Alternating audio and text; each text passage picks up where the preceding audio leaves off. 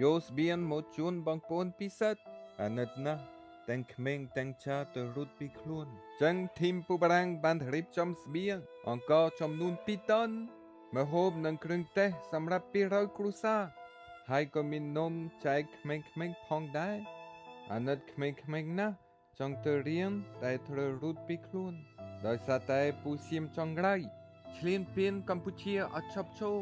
ប្រទេសកម្ពុជាចង់បានថែសន្តិភាពមិនមានចិត្តបងភៀនប្រទេសណាទេហាត់ໄວអាពូសៀមសន្តានចៅចេះតែចង់បានទឹកដីកម្ពុជាឈប់ឃ្លានសង្គ្រាមទីទៅពូអាសៀមឲ្យប្រជាជនរੂបានសឹកផង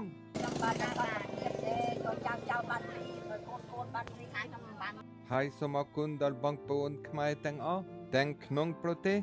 និងសមាគមខ្មែរនិងក្រៅប្រទេសដែលមានឈ្មោះ Association Khmer Ille-et-Vilaine មកពីប្រទេសបារាំងនិងក្រុមហ៊ុនម្សៅស៊ូបឈ្នះដែលជួយឧបត្ថម្ភគ្រឿងទេស